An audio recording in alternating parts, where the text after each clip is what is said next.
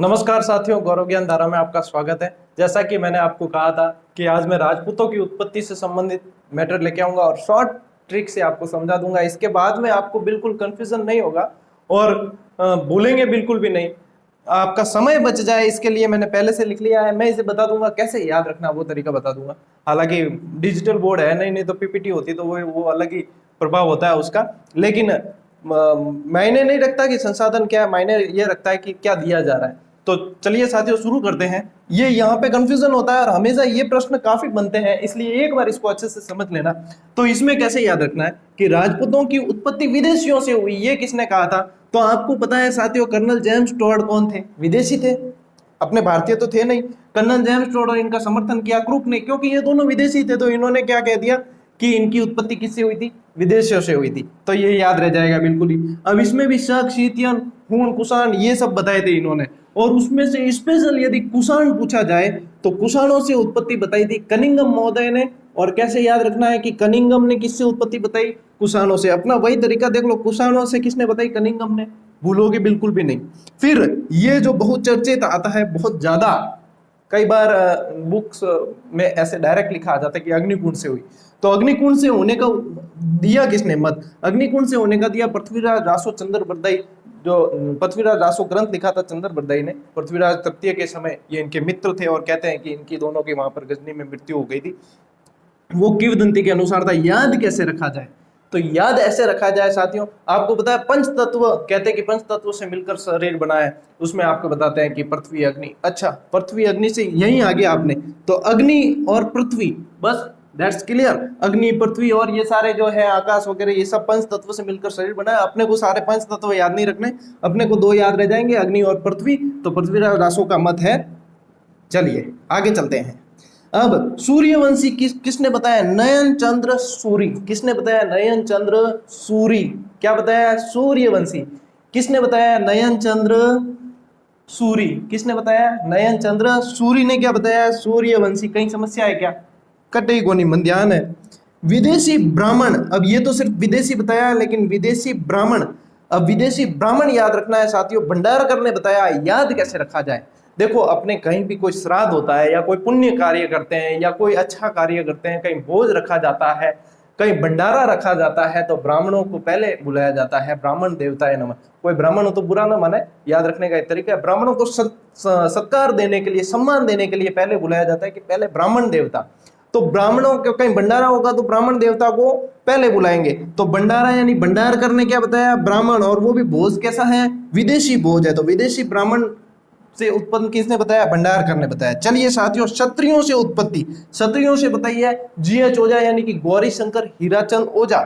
यदि पूरा नाम लिखा जाए यहां, गौरी शंकर हीराचंद। देखो, गौरी शंकर, गौरी शंकर, शंकर जी तो आप जानते हो महादेव जी। महादेव जी का रूप कैसा होता है? विकराल होता है एकदम। अब उनको देखते ही कोई ये नहीं कह सकता कि ये तो ब्राह्मण होंगे, कोई ये नहीं कह सकता कि ये तो जाट होंगे, ये तो विष्णु ही होंगे, ये तो वो होंगे।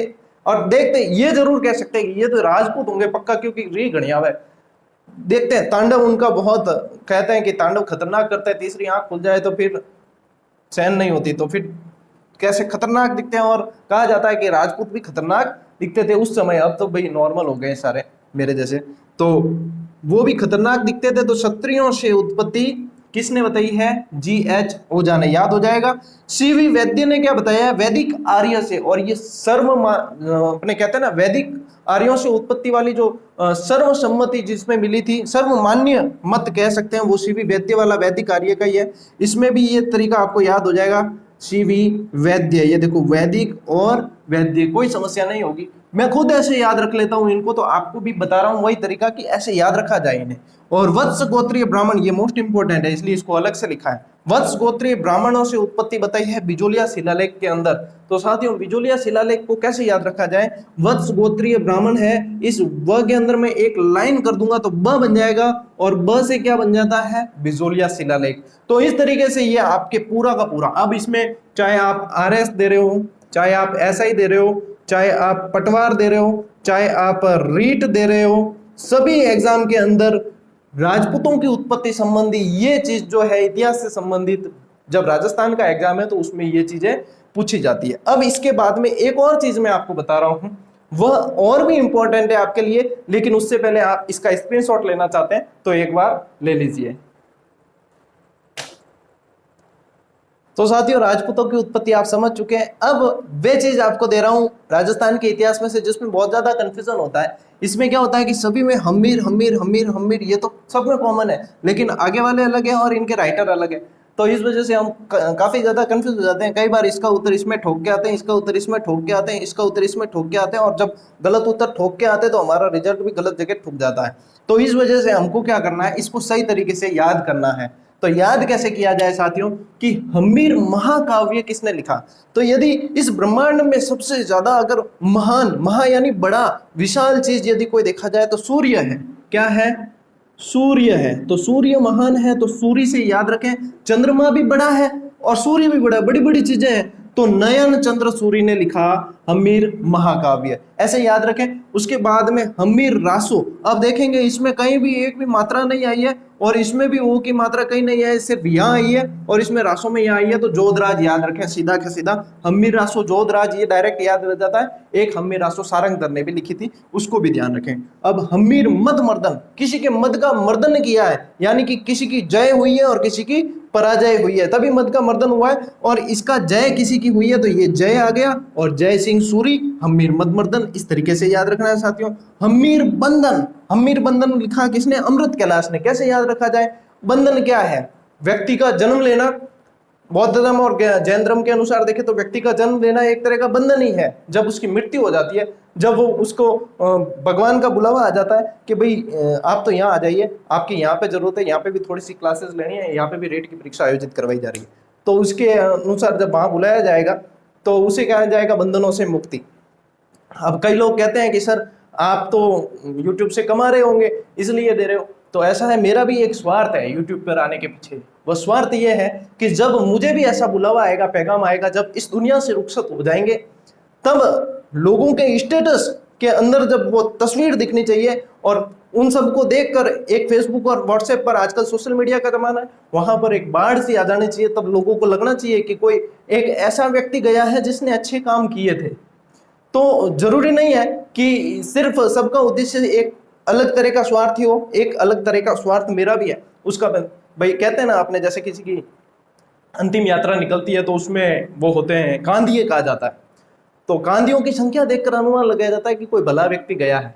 तो जब ऐसी कभी सिचुएशन आएगी और सूचना विद्यार्थियों को मिलेगी, तो मुझे पता है कि काफी विद्यार्थी उमड़ेंगे।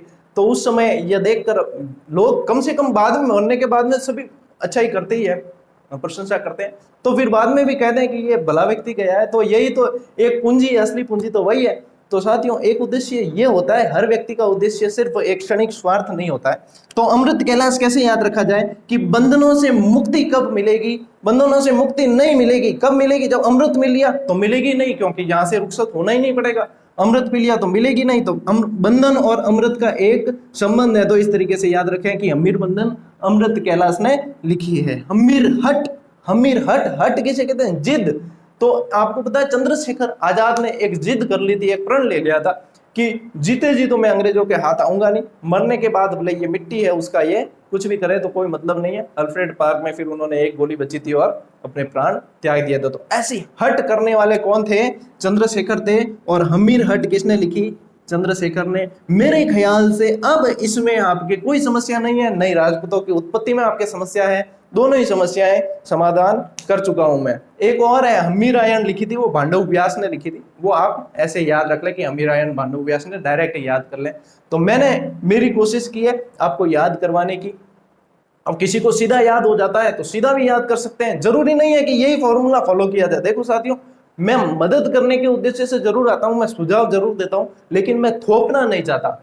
नहीं जरूरी है कि 100% आप फॉलो करें ही करें। मैं नहीं कहता कि सब्सक्राइब करना ही चाहिए मेरा चैनल या आपको देखना ही देखना है। यदि मैं अच्छा कार्य कर रहा हूं तो मुझे कहने की आवश्यकता है नहीं, और मैं इसीलिए कहता नहीं हूं कि सब्सक्राइब कीजिए। नहीं, मैं वीडियो के पहले स्टार्ट में जब आए थे तब स्टार्ट में कभी कह दिया होगा, लेकिन अब जो है नहीं मैं कहता हूं, नहीं किसी को, क्योंकि विद्यार्थियों का प्रेम और लगाव तो वैसे ही मिल रहा है, कहने से क्या मतलब, और हमें जो करना है वो हम कर रहे हैं। तो कुल मिलाकर साथियों, थोपना, किसी के ऊपर थोपना नहीं चाहता हूं, सभी स्वतंत्र है, अपनी रणनीति के लिए स्वतंत्र है, इसे फॉलो करने के लिए, नहीं फॉलो करने के लिए स्वतंत्र है। जिसे लगता है कि ये चीज फायदेमंद है वो फॉलो करेंगे, जिसे नहीं लगता, जिसे लगता है हम सीधा याद कर सकते हैं तो वो और भी बेहतर। कुल मिलाकर हमारा टारगेट क्या है? सफल होना, नौकरी लेना हमारा टारगेट है। हमारा टारगेट ये नहीं है कि किसी को फॉलो ही किया जाए, हमारा टारगेट ये है कि कैसे भी करके सफल हुआ जाए और सफल होकर फिर अपने साथियों की और भी मदद की जाए। तो इसी प्रेरणा के साथ में और अगली अच्छी क्लास के साथ फिर से मिलूंगा साथियों। तब तक के लिए राम राम, जय हिंद।